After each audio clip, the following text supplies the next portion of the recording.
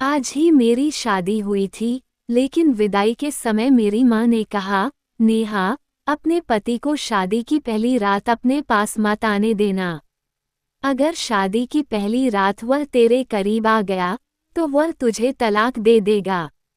इसलिए मेरी इस बात का ध्यान रखना कि तेरा पति तुझे ना छुए। मैं हैरान होकर अपनी माँ को देखने लगी। मेरी माँ ने कहा, बस मेरी यही बात मान लो, अभी फिलहाल जितनी तुझसे कोशिश हो सके अपने पति से दूर रहना। मैंने कहा, लेकिन मम्मी, ऐसा क्यों? वह मेरा पति है और वह क्यों मानेगा? और फिर गौतम ने कितनी जिद के बाद मुझे पाया है, फिर वह भला मेरे करीब क्यों नहीं आएगा? और फिर मेरी माँ ने मुझे ऐसी हकीकत बताई कि मैं कांप कर रह गई। मैंने कहा, माँ, आपको यह शादी नहीं करवानी चाहिए थी। आपको कम से कम गौतम की जिंदगी बर्बाद करने से पहले एक बार तो सोचना चाहिए था। जब ये सच्चाई गौतम को पता चलेगी, तो उनका पूरा घर ही बर्बाद हो जाएगा। यह आपने अच्छा नहीं किया। मेरी आंखों में आंसू आ गए थे। मेरी माँ ने मेरी यह सच्चाई मुझसे क्यों छुपाई थी? मेरी माँ ने कहा, यह शादी गौतम की जिद पर हुई है। मैंने तो इस रिश्ते के लिए पहली बार में ही मना कर दिया था। लेकिन उन लोगों ने जब नहीं माना, तो मैंने भी सोचा, अच्छा है, तू भी अपने घर की हो जाएगी।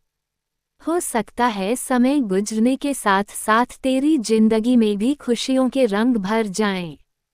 क्योंकि तू कब तक हमारी दहलीज पर बैठी रहती? मैं क्या करती? उदास मन से ससुराल चली आई। मैंने ऐसा ही किया, पति को करीब न आने दिया।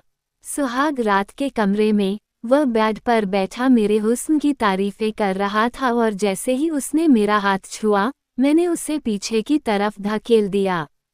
वह हैरान हुआ। मेरा पति गौतम मुझे वजह पूछने लगा, तो मैंने रोना धोना मचा दिया, लेकिन मैंने कुछ नहीं बताया। फिर एक दिन मेरे पति गौतम को जब पूरा राज पता चल गया, तो मैं किसी को मुंह दिखाने के काबिल नहीं रही, क्योंकि मैं गौतम के कमरे में बेड पर बैठी थी और वो मेरे सामने बैठा मुझे बड़ी हैरत से देख रहा था। मेरा पूरा शरीर इस समय बुरी तरह से कांप रहा था। मैं पूरी तरह बर्फ की तरह ठंडी पड़ चुकी थी। सामने बैठे मेरे पति की तेज नजरें मुझे अपने शरीर के आर पार होती महसूस हो रही थीं। वह कहने लगा, क्या बात है, नेहा? क्या ये शादी तुम्हारी मर्जी से नहीं हुई है? मैंने अपनी नजरें उठाईं और उसे देखा। मैं अपने आंसुओं को रोकने की कोशिश कर रही थी। मेरे होठ बुरी तरह से कांप रहे थे और वह बड़े सख्त और गुस्से भरे शब्दों में मुझसे वजह पूछ रहा था। मैं चाहकर भी बोल नहीं पा रही थी कि असल वजह क्या है। उसने दोबारा से मुझे दहाड़ते हुए पूछा, नेहा, मैंने कुछ पूछा है तुमसे? उसकी इस तरह की दहाड़ पर मैं पूरी तरह घबरा गई थी और जोर से रोने लगी। लेकिन सामने वाला शायद पक्का इरादा कर चुका था कि मुझसे जवाब लिए बिना मुझे छोड़ेगा नहीं। गौतम ने फिर तेज आवाज में कहा, ये रोना धोना बंद करो और बताओ मुझे इनकार की वजह क्या है। अगर तुम ये सोच रही हो कि आज की रात में तुम्हारे यह आंसू देखकर पिघल जाऊंगा और आज की रात तुम्हारे करीब नहीं आऊंगा, तो ये तुम्हारी गलत फहमी है। और इस गलत फहमी को अपने दिल से निकाल दो। ये कहकर उसने मेरा हाथ अपने हाथ की सख्त पकड़ में लिया, जो बुरी तरह से कांप रहा था। मैंने अपना हाथ खींचने की कोशिश की, तो वह मेरे और भी करीब आ गया। कहने लगा, क्यों, नेहा, क्यों मेरा इम्तिहान ले रही हो? मेरी पसंद के शादी के खूबसूरत जोड़े में सजी मेरे सामने बैठी हो और मुझे खुद के करीब भी नहीं आने दे रही हो। आखिर मैंने ऐसा कौन सा पाप कर दिया है? ऐसी कौन सी गलती की है, जो तुम मुझसे यूं दूर भाग रही हो? आज हमारी शादी की पहली रात है।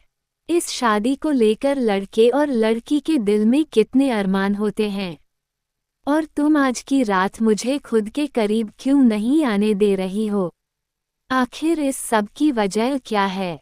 मुझे कम से कम वजह तो बताओ। हो सकता है मैं तुम्हारी मुश्किल को हल कर दूं। मैं फरिश्ता नहीं हूँ, नेहा। जो लड़की मेरे लिए हर तरह से जायज हो चुकी हो, उसे यूं सजा संवरा बस देखकर अपना जी जलता रहूं। मैं बड़ी मुश्किल से यह समय काट रही थी।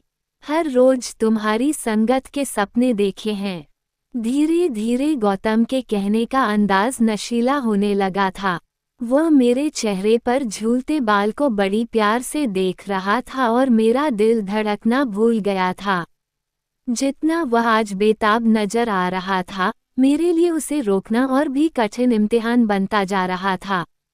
लेकिन मैं मजबूर थी। जो राज मेरी माँ ने मुझे बताया था, अगर मेरा वह राज गौतम जान जाता, तो मेरी जान ले लेता, मुझे तलाक दे देता।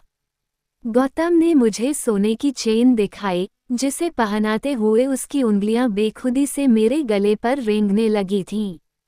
एक कर्ज था जो मेरे पूरे शरीर में लग गया। मैंने झट से उसका हाथ पीछे झटक दिया और खुद भी पीछे हट गई। मैंने कहा, प्लीज गौतम, मेरी बात समझने की कोशिश करो।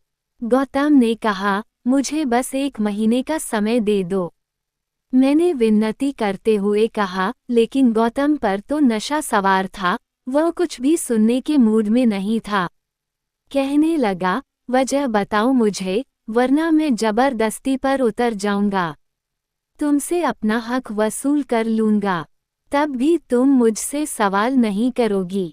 वह भी शायद ठान कर बैठा था कि मेरी बात नहीं मानेगा, लेकिन गौतम की इतनी नज़दीकियां मेरे लिए कौन सी नई आजमाइश लाने वाली थी, वह मैं जानती थी, लेकिन मैं उसे रोक नहीं सकती थी। जैसे जैसे वह मेरे करीब बढ़ रहा था, मेरी हालत खराब होने लगी थी। मैं इस कदर बदहवास और परेशान थी कि वहीं बेहोश होकर बेड पर गिर गई। मेरे कानों में गौतम की आवाज़ गूंज रही थी, वो मुझे नेहा, नेहा पुकार रहा था।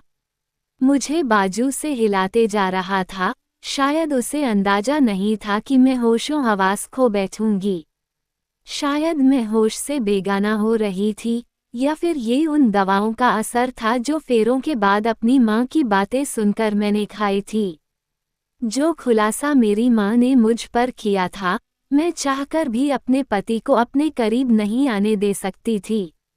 ये भी नहीं था कि मेरी जिंदगी में कोई दूसरा मर्द था। मुझे गौतम बेहद पसंद था। ये बात भी नहीं थी कि अतीत में मेरे साथ कोई ऐसा हादसा पेश आया था कि मुझे इस राज के खुल जाने का डर था। ऐसा कुछ नहीं था, लेकिन जो समस्या मेरे साथ थी वह शायद ही किसी लड़की के साथ हो। खैर, जब मुझे होश आया, तो मैं हॉस्पिटल के कमरे में थी। मेरी सास और गौतम मेरे पास परेशान खड़े थे। मेरी सास मुझसे मेरी खैरियत पूछ रही थी। लेडी डॉक्टर ने कहा कि अब ये बिल्कुल ठीक है, आप इन्हें घर ले जा सकते हैं। कुछ देर में हम घर आ गए। मेरी सास मुझे आराम करने का कहकर मेरे कमरे में छोड़कर चली गई। मैं अपने बेड पर लेट गई। घर पर अब भी मेहमान मौजूद थे। शादी वाला घर था, मेहमानों का होना तो कोई बड़ी बात नहीं थी। मुझे गौतम के दोस्तों की बातों की आवाज़ आ रही थी, जो गौतम से मजाक कर रहे थे कि एक ही रात में ऐसा भी तुमने अपनी पत्नी के साथ क्या कर दिया कि बेचारी बेहोश हो गई। अरे, नाजुक सी लड़की थी, प्यार मोहब्बत से काम लेना चाहिए था, और तुमने तो उस नाजुक से फूल को मसल कर ही रख दिया। लोगों को तो बातें बनाने का मौका मिल गया था, पता नहीं सब लोग क्या समझ रहे थे। मुझे अपने अंदर शर्मिंदगी सी महसूस हो रही थी। मेरी वजह से गौतम सबके सामने शर्मिंदगी उठा रहा था। कोई कह रहा था, 4 दिन अब कमरे की तरफ भी मत जाना। कोई मेरे सास से कह रहा था, आप खुद दुल्हन के पास रहिए। गौतम की शक्ल देखकर कहीं दुल्हन फिर से बेहोश ना हो जाए। हंसी और ठहाकों की आवाज़ें मुझे अपनी ही नज़रों में गिरा रही थीं, लेकिन मैं भी मजबूर थी। अगर असल वजह अपने पति को बता देती तो तलाक देकर वह मुझे धक्के मारकर अपने घर से निकाल देता। अगर कुछ भी ना बताती तो संबंध बनाने के कुछ ही महीने बाद वह जान जाता। मैं किस मोड़ पर आकर खड़ी हो गई थी। कुछ दिन तक मेरी सास ही मेरे पास आती रही, मुझे खाना भी वही खिलाती थी। बहुत ही नर्म दिल औरत थी, बहुत ही अच्छी और मोहब्बत करने वाली। धीरे धीरे सारे मेहमान भी जा चुके थे, मेरी तबीयत भी अब सुधर चुकी थी, इसलिए मैंने खुद ही किचन के काम संभाल लिया। हालांकि मेरी सास ने मुझे बहुत मना किया था। गौतम बहुत चुप चुप सा था, खाने के बीच भी मुझे शिकवा भरी नज़रों से देखता रहता। मेरी ससुराल में बस मेरी सास और मेरे पति ही रहते थे। गौतम मेरी सास की इकलौती औलाद था। वैसे तो सब मेहमान जा चुके थे, लेकिन मेरी सास ने अपने दोस्त और उसकी बेटी को अपने पास ही रोक लिया था। मेरे सास के दोस्त की बेटी मेरी ही उम्र की थी, उसके बीए के पेपर हो चुके थे, इसलिए माँ बेटी ने महीना भर यही रहने का प्लान बनाया हुआ था। सोनी खूबसूरत भी बहुत थी, और जो बात मुझे खटकती थी वो ये थी कि वह गौतम के साथ बेधड़क अंदाज में रहती थी और गौतम से हंस हंस कर बातें करती थी। उस दिन भी खाने की टेबल पर सोनी गौतम से ना जाने कहाँ की बातें किए जा रही थी, लेकिन गौतम तो उसकी बातों पर ध्यान ही नहीं दे रहा था। वह बस लिए दिए ही जवाब दे रहा था। उसकी नज़रें तो मुझ पर ही जमी हुई थीं। ज़बान से मुझे कुछ नहीं कह रहा था, लेकिन उसकी नज़रें जो कुछ मुझसे कहती थीं, मैं जानकर भी अनजान बन जाती थी। रात को मैं किचन के काम निपटा रही थी, मेरी सास अपने कमरे में जा चुकी थी और उनकी सहेली और सोनी भी उन्हीं के कमरे में जा चुकी थीं। गौतम के इस छोटे से फ्लैट में बस 2 ही कमरे थे, एक हॉल और एक डाइनिंग रूम था। मैं अभी बर्तन ही धो रही थी जब मुझे किसी की बेताब नज़रों ने उलझने पर मजबूर किया था। मैंने पलट कर देखा तो गौतम मेरे बिल्कुल पीछे खड़ा था। कहने लगा, नींद नहीं आ रही, सर में दर्द है, मुझे एक कप चाय बना दो नेहा। मैंने चाय की केतली गैस पर रख दी। मुझे लगा था कि वह चाय का कहकर बाहर चला जाएगा। मैं किचन के काम के समय दुपट्टा किचन के दरवाजे पर लटका कर ही काम करती थी, क्योंकि उस समय मैं किचन में अकेली होती थी। फिर घर पर भी कोई देवर जेठ ससुर नहीं थे, लेकिन गौतम इस तरह अचानक से किचन में आ जाएगा और मेरे पास खड़ा हो जाएगा, मुझे अंदाजा ही नहीं था। वह मेरी ओर तकी लगाए देख रहा था। जब मैं उसको अपनी तरफ गौर से देखती तो मुझे शर्म सी आने लगी थी। वो किचन के दरवाजे के पास खड़ा था, बिल्कुल वहीं पर मेरा दुपट्टा भी टंगा हुआ था। मैं वहां से दुपट्टा उतारकर अपने ऊपर डाल भी नहीं सकती थी। मेरी कोशिश थी कि जल्द से जल्द चाय बन जाए, लेकिन मुसीबत ये थी कि आज गैस चूल्हे को भी क्या हो गया था, इतना स्लो चल रहा था। शायद चूल्हे में कोई कचरा फंसा हुआ था। इतना स्लो चलता तो 15-20 मिनट चाय बनने में लग जाने थे, और 15-20 मिनट यूं ही खड़े रहना मेरे लिए मुश्किल हो रहा था। मैं बार बार गौतम की नज़रों से उलझ रही थी। दिल की धड़कनें मेरे काबू से बाहर थीं। तभी अचानक मुझे गौतम की आवाज़ अपने कानों में सुनाई दी। गौतम कह रहा था, नेहा, तुम्हारे बाल कितने लंबे और खूबसूरत हैं, मैंने तो आज गौर किया है। वह थोड़ा सा और मेरी तरफ बढ़ चुका था। किचन छोटा था, इसलिए वह मेरे बहुत ही करीब पहुंच चुका था। मैं उस समय बहुत नर्वस हो रही थी। वह बिल्कुल मेरे सामने आकर खड़ा हो गया। मेरे चेहरे को गौर से देखने लगा।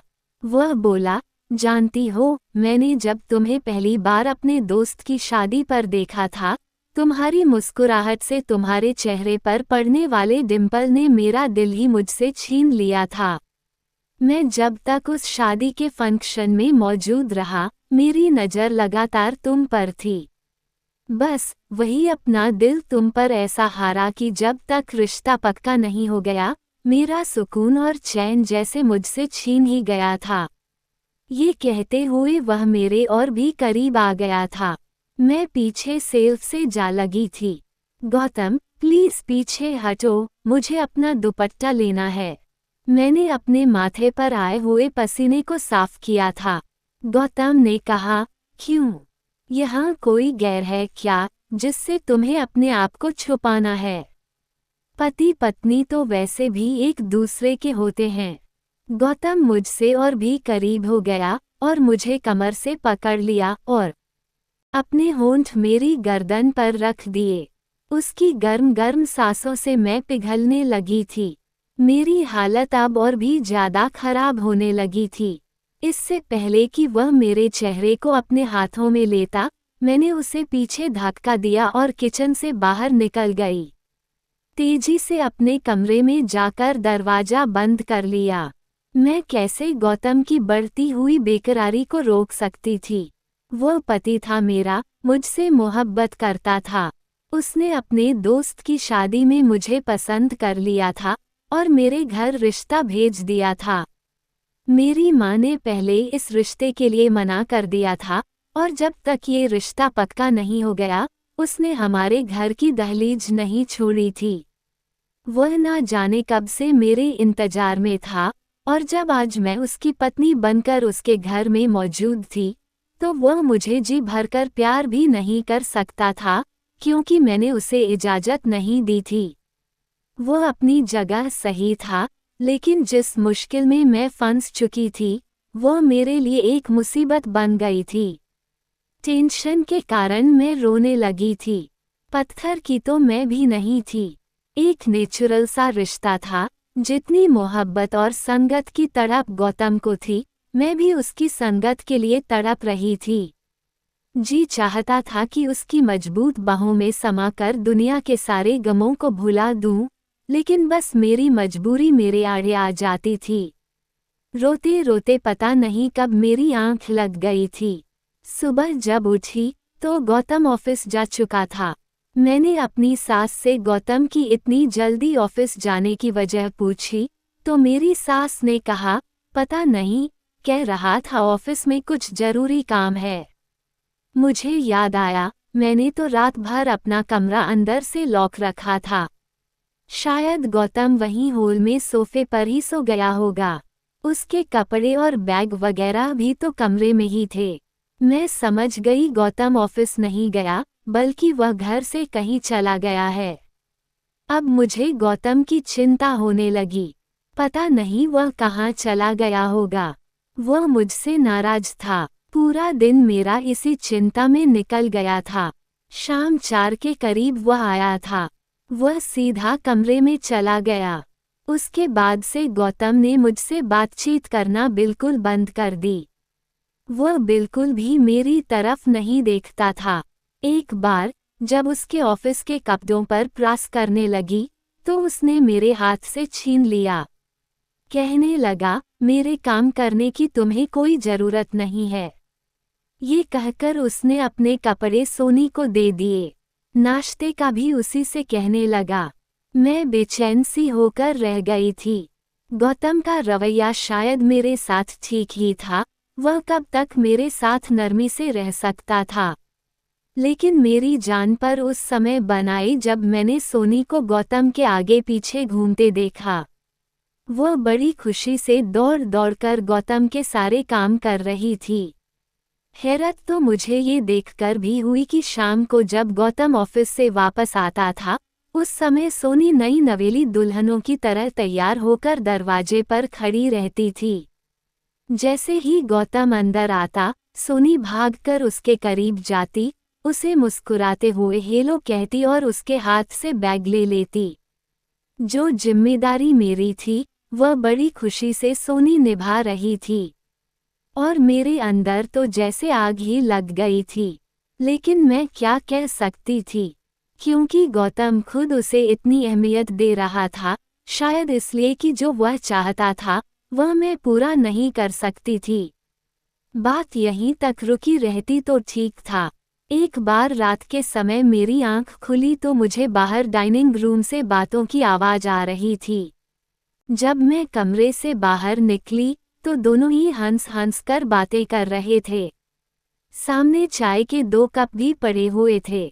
मुझे देखकर सोनी की हंसी को तो ब्रेक लग गए थे, लेकिन गौतम बिल्कुल बेपरवाह सा बैठा हुआ था और सोनी से बातें करता रहा, जैसे उसे मेरे होने ना होने की कोई परवाह ही ना हो। मैं रोते हुए अपने कमरे में चली गई। मेरी जिंदगी धीरे धीरे बर्बाद हो रही थी, मेरा घर उजड़ रहा था। लेकिन मैं शायद जिंदगी के उस मोड़ पर खड़ी थी कि जहां आगे कुआं और पीछे खाई थी। अगर मैं हकीकत गौतम को बताती तब भी मेरा घर बर्बाद हो जाना था, और ना बताती तब भी यह सोनी नाम की लड़की मेरी जगह ले लेती। औरत सब कुछ सह सकती है, लेकिन सौतन का दुख नहीं। मेरे और गौतम के बीच जो कुछ भी था, मैं नहीं चाहती थी कि सोनी बीच में आए। इसलिए मैंने अपनी सास से कहा, सोनी को काफी दिन हो गए हैं यहाँ आए हुए, वापस कब जाएगी। हालांकि सोनी की मां को गए हुए काफी दिन हो गए थे। सोनी यह कहकर रुक गई थी कि मैं कुछ दिन और यहाँ रुकना चाहती हूँ। मेरी सास कहने लगी कि मैं भी उसे कह चुकी हूँ कि अब तो तुम्हें आए हुए बहुत दिन हो गए हैं, तुम अब अपने घर जाओ। लेकिन ये गौतम है कि उसे मना किया जा रहा है। वह जाने का मन भी बनाती है तो गौतम उसे रोक लेता है।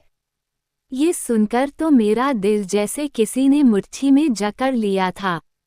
गौतम क्यों चाहता था कि वह यहाँ से ना जाए। एक बार मैं किचन से बाहर आई तो दोनों ड्राइंग रूम में बातें कर रहे थे। मैं दरवाजे पर ही खड़ी हो गई। उनके बीच होने वाली बातें ही कुछ ऐसी थीं जो मेरे होश उड़ाने के लिए काफ़ी थीं। पहले मैं नहीं जानती थी कि उन दोनों के बीच क्या चल रहा है, लेकिन आज इस राज से भी पर्दा उठ चुका था। मैं तो इस गलतफहमी में जी रही थी कि गौतम मुझसे मोहब्बत करता है, लेकिन हकीकत तो शायद कुछ और ही थी, क्योंकि जो मैंने सुना था उसके बाद मेरे दिल में ये लग सा गया था कि मेरा पति मुझसे मोहब्बत नहीं करता। शायद यह शादी उसकी मजबूरी रही होगी, वरना मोहब्बत तो उसे सोनी से ही थी, और सोनी उसके कहने पर ही यहाँ रुकी हुई थी। मैं रोते हुए अपने कमरे में चली गई। रात का खाना भी नहीं खाया। मेरी सास मेरे पास आई और कहने लगी, तुम खाना क्यों नहीं खा रही। मैंने सर दर्द का बहाना बना दिया। आधी रात मैंने रोकर गुजारी थी। रात 2 बजे मुझे ड्राइंग रूम से फिर सरगोशियों की आवाज़ें आने लगीं। मैं अपने कमरे से बाहर निकली तो ड्राइंग रूम का दरवाज़ा बंद था।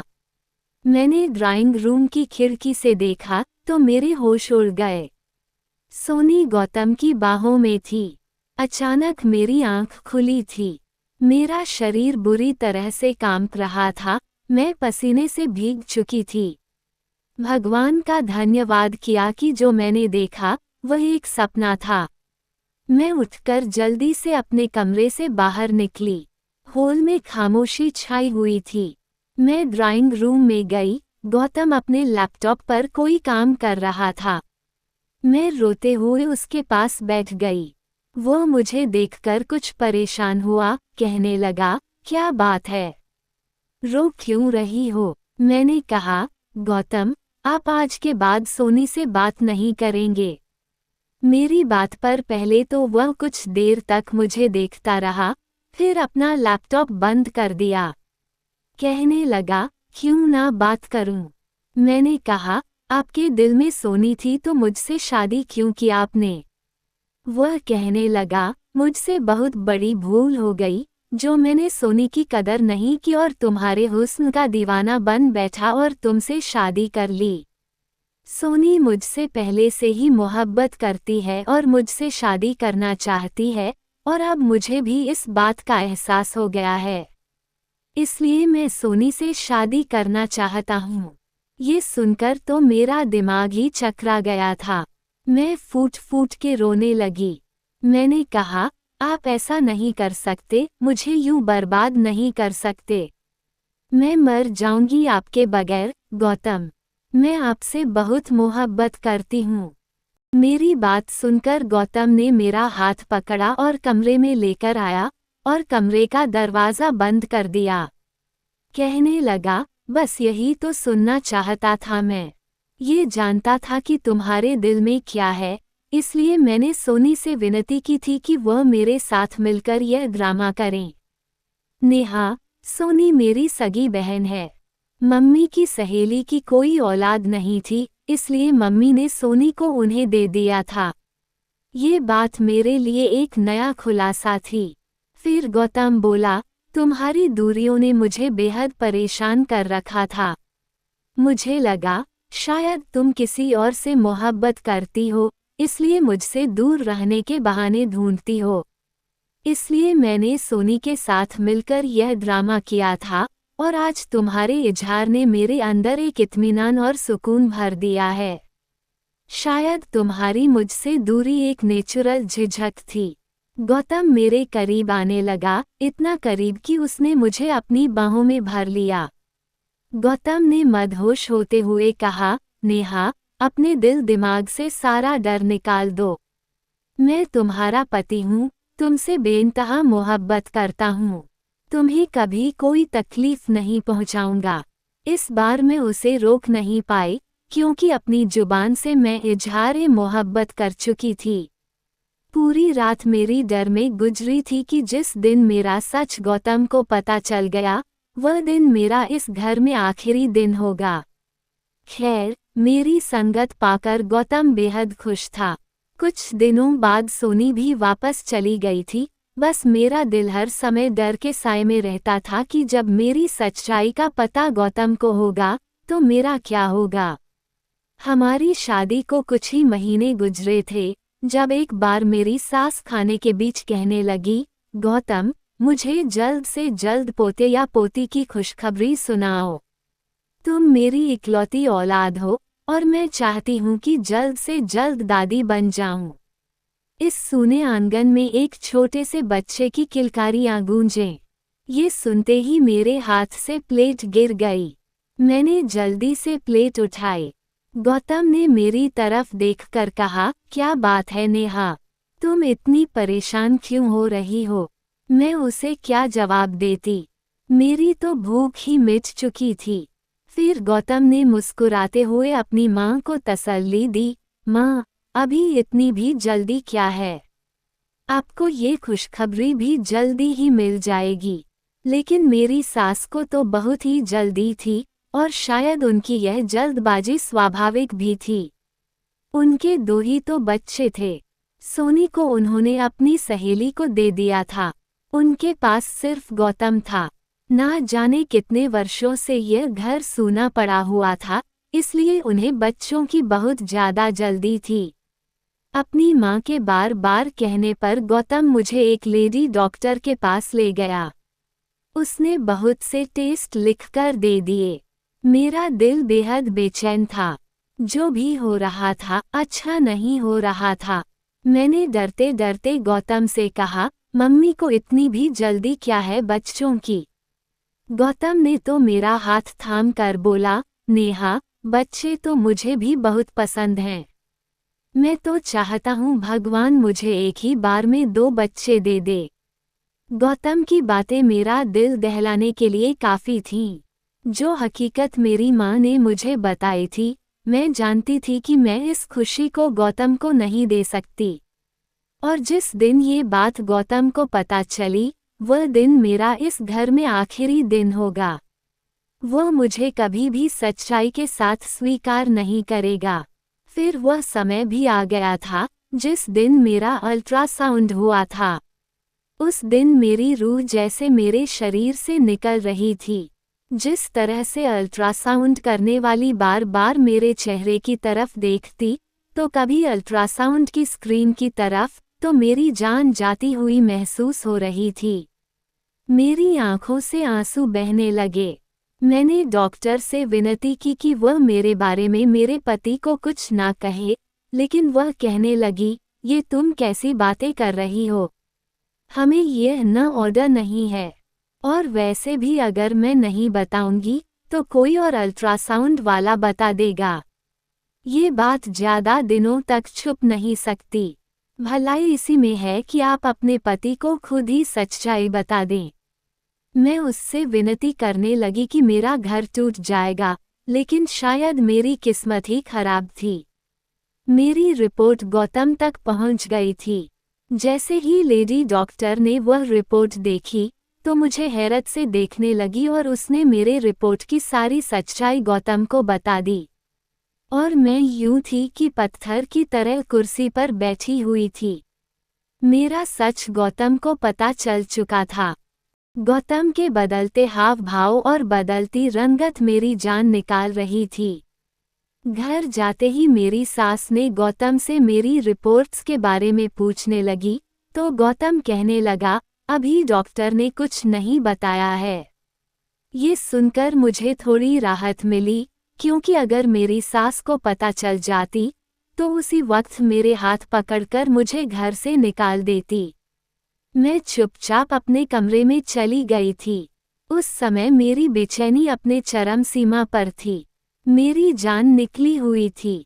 गौतम ना जाने कमरे में आकर मुझे कौन सी सजा सुनाने वाला था। गौतम जब कमरे में आया तो उसकी आंखें लाल थीं। मेरा दिल था कि धड़कना भूल गया हो। मेरे आंसू बह रहे थे। वह मेरे पास आकर बैठ गया। कुछ देर मुझे खामोशी से देखता रहा। उसने जुबान से तो कुछ नहीं कहा, लेकिन नजरें जैसे बहुत कुछ कह रही थीं कि इतनी बड़ी बात मुझसे क्यों छुपाए। मैं बस लगातार आंसू बहा रही थी। मैंने खुद को तकदीर के हवाले कर दिया था। थोड़ी देर बाद गौतम कहने लगा, बस एक बात बता दो नेहा, क्या तुम ये बात पहले से जानती थी? मैंने ना में सिर हिला दिया। मैंने कहा, मेरी माँ ने मुझे शादी की रात फेरों से कुछ देर पहले ही यह बात बताई थी। यही वजह थी कि मैं आपको अपने करीब आने से रोक रही थी, ताकि आप ये सच जानकर मुझे तलाक ना दे दो। ये कहकर मैं रोने लगी। वह कहने लगा, तुमने अच्छा नहीं किया नेहा। तुम जानती थी कि मैं इकलौता हूँ। मेरी माँ को औलाद चाहिए। तुम्हारी माँ अगर सच्चाई जानती थी तो उन्होंने हमें अंधेरे में रखकर गलत किया है। ये कहकर गौतम कमरे से बाहर चला गया। पूरी रात वह कमरे में नहीं आया था। मेरी माँ ने मुझे शादी की रात रोते हुए यही तो बताई थी कि मेरे अंदर जन्म से ही बच्चेदानी मौजूद ना थी। मैं कभी भी माँ बन ही नहीं सकती थी। 14-15 साल की हुई तो मुझे पीरियड्स नहीं आए थे। मेरी माँ को भी चिंता हुई थी। मैं 16 साल की भी हो गई थी, लेकिन पीरियड्स नहीं आए। फिर वह मुझे एक लेडी डॉक्टर के पास लेकर गई थी, जहाँ मेरा अल्ट्रासाउंड हुआ था। लेकिन मेरी माँ ने उस समय मुझसे मेरी यह हकीकत छुपा ली थी। उन्होंने यही कहा था कि तुम्हारे अंदर थोड़ी सी कमी है, जो समय के साथ साथ ठीक हो जाएगी और तुम नॉर्मल हो जाओगी। मैं भी इस बात को भूल गई थी और अपनी जिंदगी में मगन हो गई थी। लेकिन शादी की रात फेरों से ठीक पहले मेरी माँ ने मुझे ये सच्चाई बताई थी। फिर मुझे ये भी कहा गया कि जितना हो सके तुम गौतम से दूर रहना, क्योंकि अगर वह तुमसे संबंध बनाएगा तो जाहिर है कुछ समय के बाद बच्चों के बारे में भी कहेगा। और उसके लिए जब वह तुम्हें डॉक्टर के पास लेकर जाएगा तो ये हकीकत उस पर खुल जाएगी। और आज वह दिन आ चुका था। मेरी हकीकत गौतम पर खुल चुकी थी। मैं फुट फुट का रो रही थी, लेकिन वह एक बार भी मेरे आंसू पोंछने नहीं आया। सुबह तक मैं समझ चुकी थी कि मुझे क्या फैसला सुनाया जाने वाला है। जब मैं सुबह कमरे से बाहर निकली तो गौतम अपने ऑफिस जा चुका था। पूरा दिन मेरा बेचैनी से गुजरा था। जब वह घर वापस आया तो उसके चेहरे पर एक उदासी सी छाई हुई थी। उसने हाथ में रिपोर्ट्स पकड़ी थी जो मेरी सास के सामने रखी थी। मेरी तो जान ही निकल गई थी, लेकिन फिर मुझे पता चला कि मेरी सास बिल्कुल अनपढ़ है। वो कहने लगी, गौतम, मुझे इन रिपोर्ट का क्या पता कि इसमें क्या लिखा है, मुझे बताओ। गौतम कहने लगा कि माँ, मैं आपको कभी भी वारिस नहीं दे सकता, क्योंकि मेरे अंदर बच्चा पैदा करने की सलाहियत नहीं है। मुझे कभी भी औलाद नहीं हो सकती। ये कहकर वह अपनी माँ की गोद में सर रखकर रोने लगा। मेरी सांस के गले लग गया और कहने लगा, माँ, मैं एक बांझ मर्द हूँ, भगवान के लिए मुझे दोबारा औलाद के लिए मत कहिए। मैं आपको सब कुछ दे सकता हूँ सिवाय औलाद के। ये सुनकर मेरा रंग फीका पड़ गया था। गौतम ने हर बात खुद के ऊपर ले ली थी और मुझे हर चीज से आज़ाद कर दिया था। मेरी सास भी रो रही थी और मैं हक्का बक्का अपने पति को देख रही थी कि मर्द का कौन सा रूप था जो मेरे सामने गौतम की सूरत में था। मेरी सास ने जब खूब सारे आंसू बहा लिए तो कहने लगी, कोई बात नहीं गौतम, तू अनाथ आश्रम से कोई बच्चा ले लेना और हम उसे अपना समझकर पाल लेंगे। लेकिन तुम अपना दिल दुखी मत करो, मैं कभी तुम्हें दोबारा औलाद के लिए नहीं कहूंगी। कमरे में आकर गौतम बेड पर बेजान सा होकर लेट गया था। मैं उसके पास बैठ गई, उसके पैर पकड़ लिए, मैं रोने लगे। मैंने कहा कि आपने ये क्या किया, मेरी कमी को अपने सिर ले लिया। उसने मुझे बाजू से पकड़ा और अपने पास बिठाया, कहने लगा कि पति पत्नी एक दूसरे का अंग होते हैं और हमारा रिश्ता शरीर के साथ साथ हमारे अंदर की कमियों को भी छुपा लेता है। तुम मेरी हो नेहा, तुम्हारा ऐब मेरा ऐब है, तुम्हारी कमी मेरी कमी है और तुम्हारी खूबी मेरी खूबी है। मैं यह नहीं कहता कि यह सब मेरे लिए आसान था, लेकिन मैं तुम्हें भी नहीं छोड़ सकता था। इस सब में तुम्हारा कोई कसूर नहीं है। ये कहकर गौतम ने मुझे अपने सीने से लगा लिया। मैं दुनिया की सबसे खुशनसीब औरत हूँ जिसे गौतम जैसा पति मिला। आज हमारी शादी को 5 साल गुजर चुके हैं। सोनी की भी शादी हो चुकी है और उसने 2 जुड़वा बेटों को जन्म दिया था। एक बेटा सोनी ने मुझे और गौतम को दे दिया। मैंने खुशी खुशी सोनी के बेटे को अपना लिया था। अब गौतम, मैं और मेरी सास बहुत ही खुश हैं। उस बच्चे को पाकर ऐसा लगता है जैसे हमारा परिवार अब पूरा हो चुका है।